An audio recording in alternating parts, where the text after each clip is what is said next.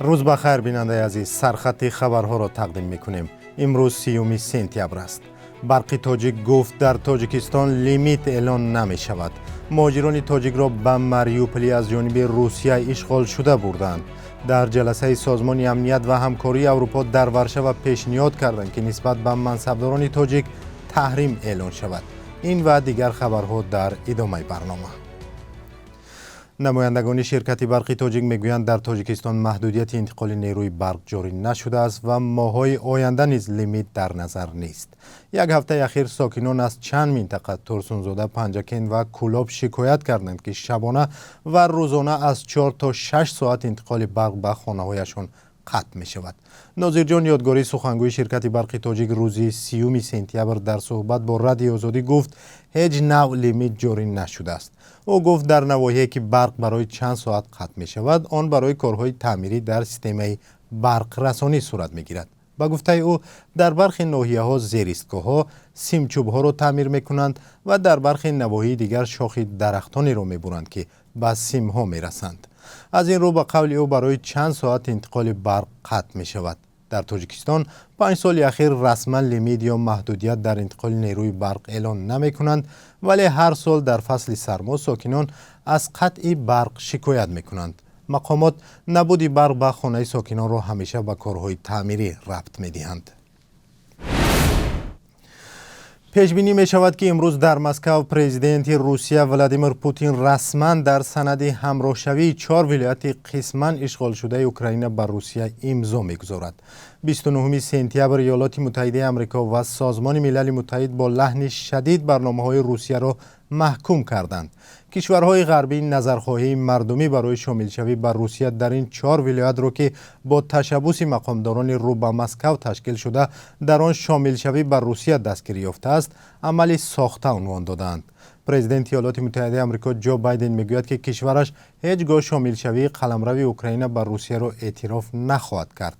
دبیر کلی سازمان ملل متحد آنتونیو گوترش ابراز داشت که هر گونه تصمیم شامل نمودن ولایت‌های دونتسک، لوهانسک، خرسون و زاپاروژی بر روسیه بیرون از چارچوب شرعی بوده می‌ارزد که محکوم گردد. طبق اطلاع دریافتی یک گروه از مهاجران تاجیک را برای کار به ماریوپول اشغال شده بردند. ماریوپول شهر بندری اوکراین را چند ماه پیش پس از جنگ‌های شدید روسیه اشغال کرد. موشکباران روسیه این شهر در گذشته آباد را به خرابه‌زار تبدیل داده است. آنهایی که مهاجران را به ماریوپول روان می‌کنند گفتند که مهاجران را در کارهای ساختمانی جلب خواهند کرد. تفصیلات را در سامانه رادیو آزادی و صفحه‌های ما در فیسبوک و اینستاگرام بخوانید. بعضی از نمایندگان مخالفین تاجیک در نشست ورشو از جامعه جهانی خواستند که حکومت تاجیکستان را بر رعایت حقوق آدمان در کشور مجبور بکند. آنها قطعی یاری و جاری کردن تحریم را نمونه آوردند. واکنش مقامات معلوم نیست چون نمایندگانش امسال به نشست نرفتند، ولی در بیانیه‌های پیشینه همه گونه نقض حقوق ساکنان را رد کردند. در ارزیابی وضع حقوق بشر در ورشو روز 29 سپتامبر فعالان و حامیان حقوق از افزایش فشار بر مردم بدخشان و تحقیق نشدن سرکوب اعتراضگران در ماه می امسال اظهار نگرانی کردند.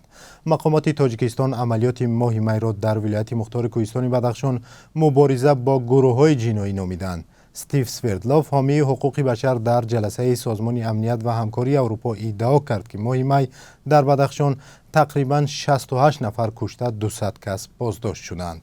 وزارت کارهای داخلی تاجیکستان بازداشت بیش از 200 نفر را تصدیق کرد، ولی تنها درباره کشته شدن 16 نفر گزارش داد. تفصیلات بیشتر را در سامانه رادیو آزادی بخوانید. در نتیجه یک حمله مرگ طلبانه در محله زیست مسلمانان شیعه مذهبی کابل 19 نفر کشته و 27 تن دیگر زخمی شدند. به قول خالد زدران سخنگوی پلیس کابل که از طرف طالبان تعیین شده است، ترکش در غرب کابل در مرکز فرهنگی دشت برچی محل هزارها به وقوع پیوست. او افزود بمبگذار مرگ طلب مواد ترکنده را در داخل یک سیمخانه پر از خوانندگان ترکانده است. شاهدان بر رادیو آزادی گفتند مسئول حمله ابتدا به محافظان این مرکز حمله نموده، سپس در داخل سیمخانه خود را منفجر کرده است. هنگام حمله تخمیناً 150 نفر در داخل مرکز بودند. در دوام یک سال تصرف افغانستان از جانب طالبان بارها چنین ترکش‌های مدهش رخ داده است. تاکنون مسئولیت حمله را گروه بر دوش نگرفته است، ولی در گذشته داعش مسئولیت چنین حمله ها را بر دوش گرفته بود. در هفته‌های اول حمله روسیه به اوکراین قرب دلار در تاجیکستان بالا رفت و نرخ‌ها نیز بالا رفته بودند. آن زمان در بعضی صرافخانه‌ها $100 به 1500 سومانی مبادله می‌شد. در بازارهای بین المللی دلار در مقابل یورو و فونت بریتانیایی باز هم قوی‌تر شده است، ولی در تاجیکستان روند برعکس به چشم می‌خورد و حالا که قیمت دلار پایان آمده است، نرخ‌ها در کدام وضع قرار دارند؟ این موضوع را همکارانمان در دوشنبه پیگیری دارند و تفصیلات آن را در برنامه اخبار پیشکش میکنیم. اما پیش از همه توجه کنید به قرب سامانی که از طرف بانک مرکزی تاجیکستان پیشنهاد شده است.